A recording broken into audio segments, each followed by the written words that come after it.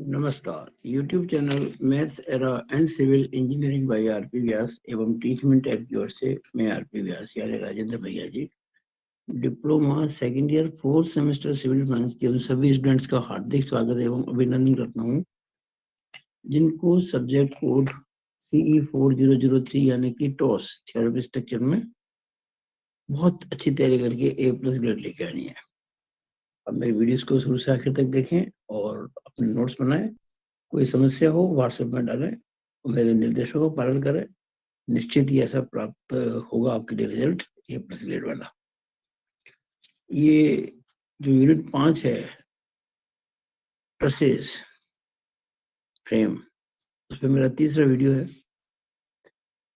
इस वीडियो में हम आज सिंपली सपोर्टेड जो ट्रस होती है, सरल आलंबित कैंची या ढांचा, उस पे जो सपोर्ट्स, उसमें जो सपोर्ट्स होते हैं आधार, उन पे प्रतिक्रियाएं ज्ञात करना, रिएक्शंस, यानी to find support reactions in simply supported trusses. कारण क्या कि कैंटिलीवर बीम जो होती है जिससे रिलेटेड है कैंटिलीवर ट्रस, ये जो कैंटिलीवर ट्रस जिसका एक सिरा फिक्स होता है, उसमें सपोर्ट रिएक्शन ज्ञात करने की जरूरत कभी पड़ती नहीं है, क्योंकि अपने सारे क्वेश्चन उसके बिना हो जाते हैं।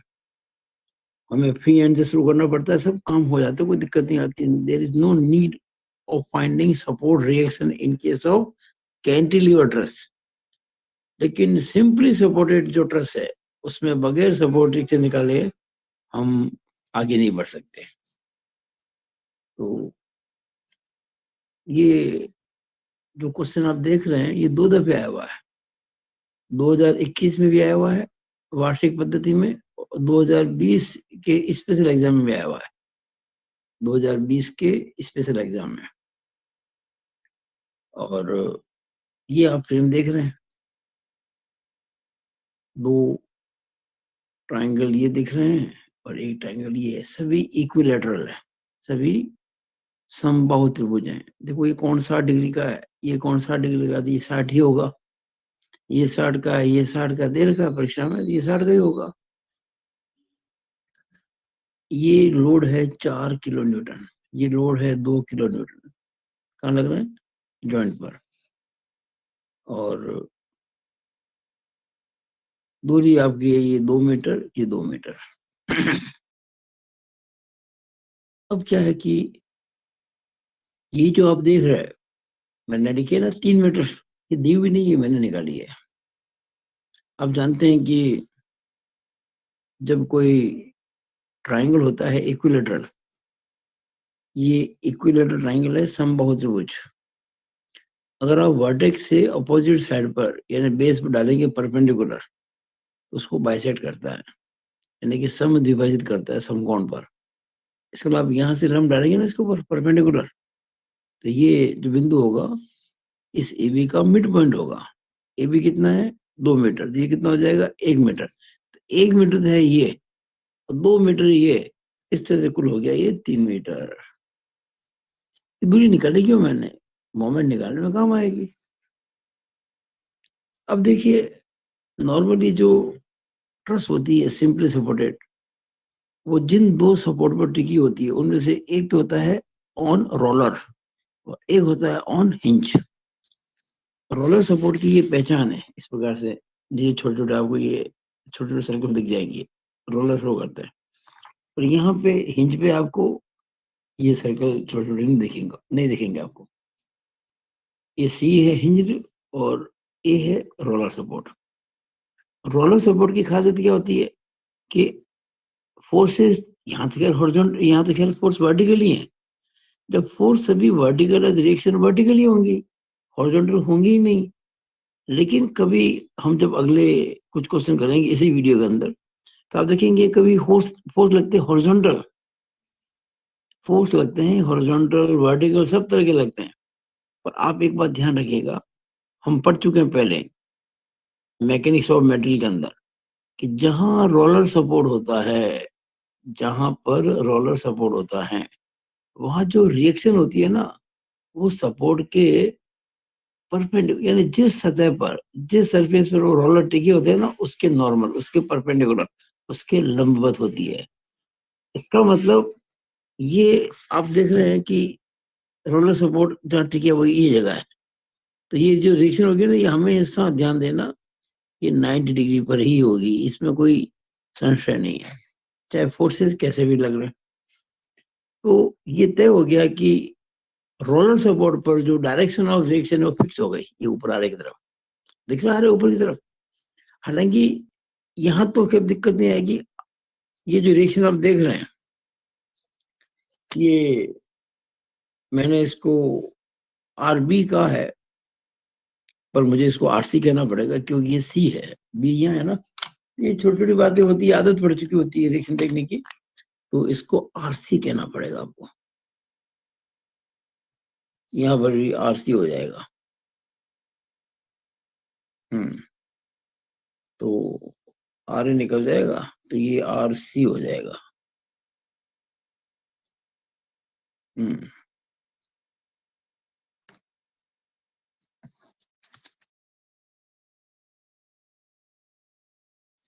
हम्म अब आप देखिए वापस से, हम सपोर्ट रिएक्शन निकालने जा रहे हैं। हमेशा ध्यान देना, जो सपोर्ट हिंज्ड है, हिंज्ड, चूंकि यहाँ पर सपोर्ट रिएक्शन की डायरेक्शन निश्चित नहीं होती है। हालांकि यहाँ निश्चित है क्योंकि लोड वर्टिकल है, पर नॉर्मली जब लोड हॉरिजॉन्टल भी होते हैं, वर्टिकल भी होते हैं, तो निश्चित नहीं होती है। तो आपको मोमेंट हमेशा यही लेना चाहिए, कहाँ पे, हिंज्ड सपोर्ट पर। कारण क्या, रिएक्शन की दिशा चाहे किधर भी हो सी पर गुजरेगी तो वो सीधे ना, और कोई रिएक्शन सीधे गुजरेगी तो उस रिएक्शन का मोमेंट क्या होगा, सी के अबाउट जीरो। किसी पॉइंट पर किसी फोर्स का मोमेंट जीरो होता है अगर वो फोर्स उस पॉइंट से गुजरता है, तो moment of any force is zero about any point when the force passes through that point. हम जब सी पे मोमेंट लेंगे ना, तो हमारे पास तीन तरह के मोमेंट बनेंगे। एक तो ये आर का, जो कि रोलर के कारण राइट एंगल पर है, यह मोमेंट लूंगा सी पर मैं, ध्यान दीजिएगा। तो ये सी के, ये ऊपर लग रहा है, तो सी, ये सी पॉइंट जो आपको दिख रहा है इसके लेफ्ट में ऊपर है, यानी क्लॉकवाइज। और ये जो दो मोमेंट दिख रहे हैं स्टार का नीचे एंटी क्लॉकवाइज, इस दो का एंटी क्लॉकवाइज। इस सी पॉइंट के रेफरेंस में ये दोनों पॉइंट नीचे हैं और दोनों ही सी के लेफ्ट में है, इनके मोमेंट बनेंगे एंटी क्लॉकवाइज। और वो सी के रेफरेंस में ऊपर है तो मोमेंट बनेगा क्लॉकवाइज। और साम्यावस्था के लिए फॉर इक्विलिब्रियम, क्लॉकवाइज मोमेंट और एंटी क्लॉकवाइज मोमेंट बराबर होते हैं। मोमेंट कैसे निकालते हैं, फोर्स इनटू परपेंडिकुलर डिस्टेंस। काम शुरू करते हैं बस। तो पहली जो इक्वेशन बनेगी वो ये है कि, अभी देखिएगा कि R A plus R C बराबर जीरो। भाई हमें साम्यावस्था की शर्तें लागू करनी है, कंडीशन ऑफ इक्विलिब्रियम। ये जो चीज लिखी ना मैंने, R A plus R C, R A ऊपर है, आर सी ऊपर है, ये दोनों ऊपर की ओर लग रहे हैं। तो जितना फोर्स ऊपर लगता है रिएक्टिव, वो उतना ही होता है जितना कि एक्चुअल लोड लग रहा है नीचे की ओर। तो हम इसको कह सकते हैं कि सिग्मा वी बराबर जीरो हमने अप्लाई कर दिया है। सिग्मा वी बराबर जीरो से हमने ये चीज निकाली है। सिग्मा वी का मतलब क्या, algebraic sum of all the vertical forces बराबर जीरो होना चाहिए। इसका मीनिंग क्या होता है, अगर हम कहते हैं सिग्मा वी बराबर जीरो, यानी कि total upward force is equal to total downward force. Upward force क्या है, रिएक्शंस आर ए और आर सी। डाउनवर्ड क्या है, ये फोर्स 4 और 2। R A plus R C बराबर 4 प्लस 2 6। तो ये एक इक्वेशन बन गई, R A plus R C बराबर 6 किलो न्यूटन, नंबर 1 इक्वेशन। अब क्या करेंगे, सिग्मा मोमेंट अबाउट सी, मैंने कहा था ना आपको, हम हिंज पर मोमेंट लेंगे, जो हिंज है कीली तालम है, तो इस पर मोमेंट लेंगे तो क्या होगा, मैंने अभी आपको समझाया था। ये आर ए का मोमेंट कैसा बनेगा, क्लॉकवाइज, इन दोनों का एंटी क्लॉकवाइज। और एंटी क्लॉकवाइज क्लॉकवाइज मोमेंट बराबर होंगे, ये देखिएगा। Total C W moment is equal to total AC W moment. ये टोटल लिखा था मैंने, इज इक्वल टू टोटल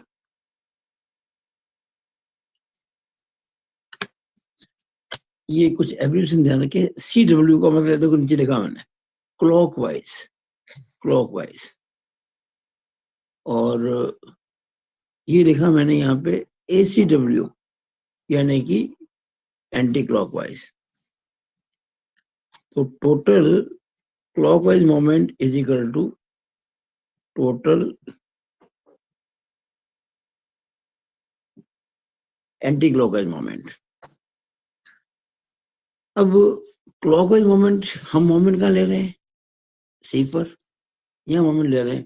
तो ये मोमेंट जो आप देख रहे हैं ये वाला इसका आर का ये क्लॉकवाइज है। इस सी की अबाउट ये क्लॉकवाइज कितना हो जाएगा, आर ए इंटू 4 मोमेंट निकालते हैं, फोर्स इंटू डिस्टेंस, फोर्स तो है आर ए और दूरी 4 से देखिएगा आर ए इंटू मैंने देखा है 2+2 समझाने के लिए, ये 2+2 4 होता है ना, बराबर टोटल एंटी क्लॉकवाइज मोमेंट।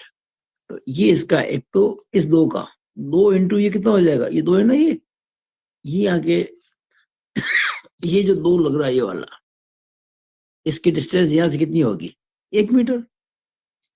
जैसे ये 2 का लोड है यहां से पास होगा इस जगह से, और ये दूरी है 1 मीटर, और ये 4 जो है यहां से पास होगा, दूरी कितनी है 3 मीटर। ये दूरी देखो 1 मीटर में लिखी हुई है यहाँ पे। तो 2 into 1 plus 4 into 3, 2 into 1 plus 4 into 3, इसका मतलब 2 और 2 4 आरे बराबर 2 एकम 2 और 4 3 12, 4 आरे बराबर 14, तो आरे बराबर 3.5 किलो न्यूटन हो गया। अब हमें निकालना है आरसी। आपको पता है आर ए आर सी मिलकर कितना है 6 किलो न्यूटन। तो ये आर ए की वैल्यू 3.5 यहाँ रख देंगे, तो देखिएगा आरसी कितना आ जाएगा 6 माइनस 3.5 यानी कि 2.5 किलो न्यूटन। किसकी वैल्यू आ गई, आरसी की आ गई है। तो आपको थोड़ा ध्यान देना है, जैसे मैंने अभी मिस्टेक की तो आप भी कर सकते हैं, कोई ऐसी बात नहीं है, लेकिन ध्यान देना पड़ेगा। अगर किसी बिंदु को हम क्या सामान्यतया रिएक्शंस को आर ए आर बी कहते हैं। सपोर्ट नॉर्मली सपोर्ट जो होता है ए और बी लिखे जाते हैं, पर कभी कभी एग्जामिनर ऐसा ध्यान देता नहीं है तो उसको ए कह दे, उसको सी कह दे, हमको फिर सी करना पड़ेगा। यहाँ पे ये आरसी होगा, ये आरसी बराबर 2.5। हमारा आंसर क्या आ गया, आंसर आ गया आर ए और आर सी। आर ए कितना आया था 3.5 किलो न्यूटन, और आर सी कितना आया 2.5 किलो न्यूटन। हमारा कोई क्वेश्चन पूरा नहीं हो गया, क्वेश्चन तो फ्रेम का था, ये पूरा बड़ा क्वेश्चन है। ये फ्रेम के जितने मेंबर्स है ना, A B A B C जितने मेंबर्स है, इसमें फोर्स याद करना है, कितना फोर्स इसमें डेवलप हो रहा है, रेजिस्टिंग फोर्स, और उसकी नेचर क्या, टेंशन है या कंप्रेशन है। लेकिन फोर्सेस ज्ञात करने के लिए हमें रिएक्शन निकालनी पड़ती है, इसके बिना फोर्स हम फोर्सेस निकाल ही नहीं सकते। हम आपको प्रैक्टिस कराना चाहते हैं रिएक्शन निकालने की। मकान की नींव ही कमजोर होगी तो मकान कैसे खड़ा होगा। हमको पहले नींव पक्की करनी है, रिएक्शन निकालनी सीखनी है। इसलिए आपको मैंने इस वीडियो के माध्यम से आपको कुछ 4-5 क्वेश्चन में आपको मिलेंगे, रिएक्शंस कैसे फाइंड करते हैं। एक बार रिएक्शन निकल जाएगी, उसके बाद देखो कितना जल्दी से काम होता है। हम एक बार रिएक्शन सीखेंगे, उसके बाद जिन जिन फोर्सेज में जिन जिन सवाल में आपने रिएक्शन निकाली है ना, उन सभी क्वेश्चन को हम सॉल्व करेंगे और आपसे करवाएंगे। ये पहला क्वेश्चन हो गया। इसमें रिएक्शन निकालना थोड़ा टफ है, लेकिन ये क्वेश्चन आया हुआ 2020 के अंदर। ये 2020 की वार्षिक पद्धति में एनुअल स्कीम आया हुआ है। ये जिनकी वार्षिक पद्धति है ना, जिन बच्चों के, उनके ये देखिएगा, ये फ्रेम है, आप देख रहे हैं सिंपली सपोर्टेड फ्रेम है। इसमें ये रिएक्शन है R1, ये रिएक्शन है R2। इसके जो जॉइंट है ना, वो देखिएगा P Q R S है। 4, ये रोलर पर है और ये हिंज पर है। मैंने आपको कहा था रोलर सपोर्ट पे रिएक्शन हमेशा सपोर्ट जिस जगह टिके होते हैं ना, उसके साथ राइट एंगल पे होती है। यानी आप जो देखेंगे तो ये एंगल हमेशा 90 डिग्री होता है डेफिनेटली। और चूंकि यहाँ पर भी एक खास बात है, केवल एक ही फोर्स लग रहा है, वो है वर्टिकल। देखिए बाहर से, बाकी कोई फोर्स नहीं है। और अगर फोर्स जो लग रहा है वो वर्टिकल ही है, तो रिएक्शन वर्टिकल ही होंगी, हॉरिजॉन्टल होने का सवाल पैदा नहीं होता है। हॉरिजॉन्टल रिएक्शन तब होती है जब कोई हॉरिजॉन्टल फोर्स लग रहा हो या कोई इंक्लाइंड फोर्स लग रहा हो, तिरछा बल लग रहा हो, तब जाके होती है रिएक्शन, हॉरिजॉन्टल बनानी होती है। तो हमने ये रिएक्शन मान ली R1 और R2, और R1 प्लस R2 बराबर होगा 1 किलो न्यूटन। ये क्यों? क्योंकि सिग्मा V 0 होता है। सारे वर्टिकल फोर्सेस की एल्जेब्रिक सम 0 होती है, और एल्जेब्रिक सम यानी कि बीजीय योग शून्य होने का मतलब है total upward forces is equal to total downward forces, which are upward forces, reaction R1 and reaction R2, and which is downward only 1 kilonewton. इसका मतलब RA plus RB is equal to 1, equation number 1। अब देखिए हमें निकालना reaction, हम moment कहाँ लेंगे? P पर लेंगे, क्योंकि हिंज है ये। देखो सिग्मा मोमेंट अबाउट पी बराबर 0। सिग्मा मोमेंट का मतलब होता है मोमेंट की एल्जेब्रिक सम। मोमेंट की एल्जेब्रिक सम जो है वो 0 करनी है हमें।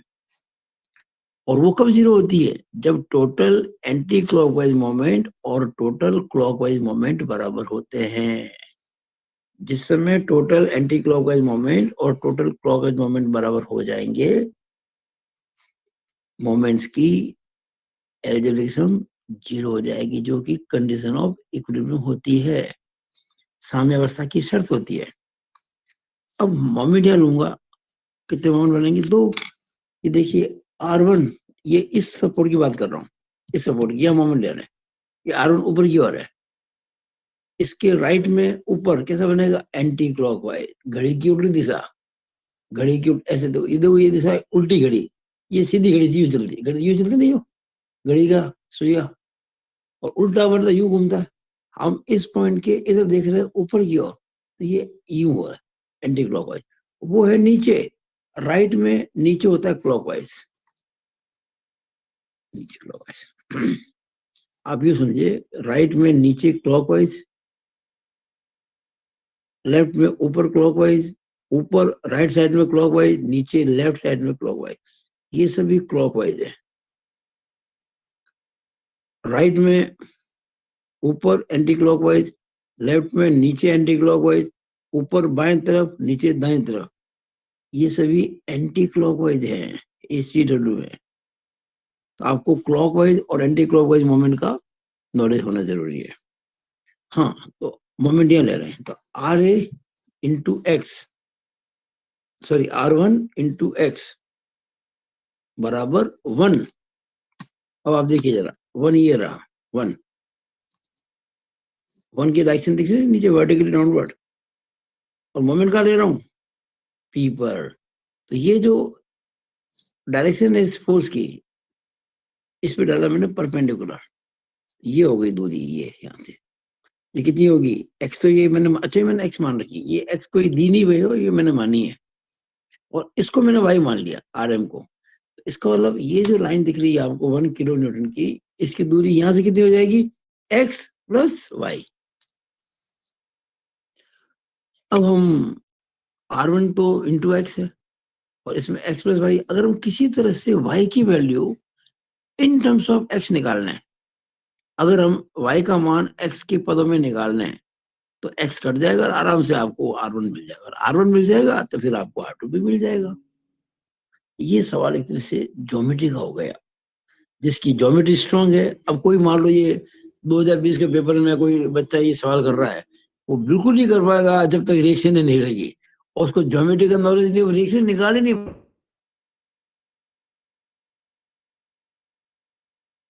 तो नंबर कहां से मिलेंगे? क्योंकि नहीं होगा उसका। तो देखिए ये एंगल 45 आपको दे रखा है क्वेश्चन में, ये भी 45 दे रखा है। और आप जानते हैं जब किसी ट्राइंगल के दो एंगल है ना, तो उनकी अपोजिट साइड भी बराबर होती है। The side opposite to equal angles are equal, यानी कि समान कोणों के सामने की भुजाएं समान होती है किसी त्रिभुज के अंदर। और इसको आपने चूंकि इस साइड को, ये इस एंगल के सामने की है जो कि 45 डिग्री है, ये एंगल भी 45 डिग्री है, इसके सामने भी एक्स होगी। यानी अगर ये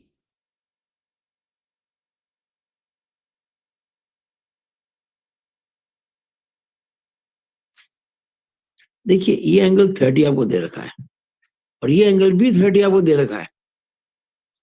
अगर इस 30 के सामने ये एक्स है तो इस 30 के सामने भी एक्स ही होगी, यानी ये भी एक्स हो गई, ये भी एक्स है।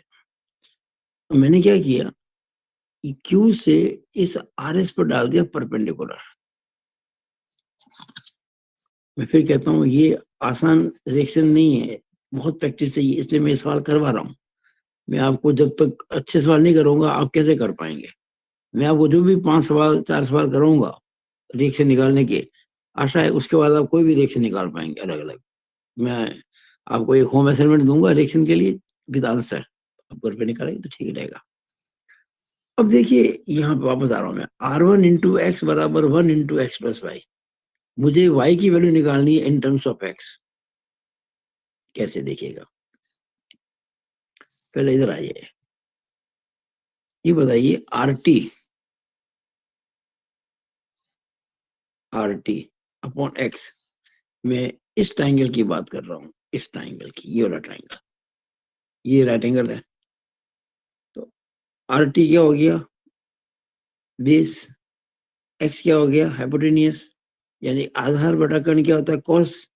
ये हो गया RT बटा x बराबर cos 30। ओके, तो RT कितना हो गया, x cos 30, यानी ये हो गया x cos 30, ये हो गया आपके x cos 30। अब ये दोनों ट्राइंगल कैसे हैं, कॉन्ग्रुएंट, सर्वांगसम है, सेम चीज है बिल्कुल। तो ये भी हो गया x cos 30। देखो ये x है, ये x है, ये परपेंडिकुलर है, तो ये दोनों ट्राइंगल कॉन्ग्रुएंट है, सर्वांगसम है। इसलिए अगर x cos 30 तो वो भी x cos 30 होगा। वहां से भी निकाल सकते हैं आप, this upon x is equal to cos 30, तो ये x cos 30 हो जाएगा। अब देखिए मुझे y निकालना था, y ये है कि नहीं है, ये y है। अगर मैं, अच्छा ये मैंने कहां से लिया था, ये चीज कहां से ली थी मैंने, ट्राइंगल पी क्यू टी, ये ट्राइंगल पी क्यू टी से बात मैंने समझाई थी आपको। अब मैं y अपॉन आर एस, देखो ये y है और वो आर एस है, मैं इस ट्राइंगल की बात कर रहा हूँ, कौन सा, आर एम एस, में ट्राइंगल आर एम एस की बात कर रहा हूं। ये एंगल 60 है, क्यों, ये वर्टिकल लाइन है, तो ये पूरा 9 एंगल की तरह 90 डिग्री। ये आपको 30 दे रखा है, ये 60 भाग नहीं हुआ, तो R M base upon R S hypotenuse, क्योंकि ये राइट एंगल है, तो आधार बटा कर्ण क्या होता है, कॉस, बेस अपॉन हाइपोटेनियस, यानी वाई, आर एम मतलब ये वाई अपॉन ये R S is equal to cos 60। ये देखिएगा y upon rs is equal to cos 60. It implies y upon rs is equal to 1/2. Cos 60 1/2 होता है. It implies y is equal to rs upon 2. y की value आ गई rs upon 2. It implies, अच्छा, और जो rs है, देखिए ये रहा rs, ये कितना है, rt का दुगना, x cos 30 plus x cos 30, यानी कि 2x cos 30, 2x cos 30, तो 2x cos 30 कितना होता है, √3/2, 2 कट गया तो √3x आ गया, तो आर एस कितना आ गया, √3x आ गया आर एस, ये आर एस आ गया √3x। आर एस कहाँ गया इसके अंदर, ये रहा आर और ये रहा एस, ये आ गया, ये वाला आर एस आ गया। अब देखिए y कितना है भाई, y है यहाँ देखिएगा rs/2, आर एस का आधा y है ना, तो y equal to rs/2, y कितना हो जाएगा, R S by two, R S कितना है √3x, तो √3x/2 हो गया, y आ गया। बस अब कुछ दिक्कत नहीं है। ये y की वैल्यू इसमें लिखेंगे 2 के अंदर, फ्रॉम 2। आप में से कुछ लोग डर रहे होंगे कि इतनी मुश्किल ये अगर रिएक्शन है तो हम सवाल कब करेंगे, क्या हम रिएक्शन निकालते रह जाएंगे क्या एग्जाम में, फिर सवाल कब करेंगे।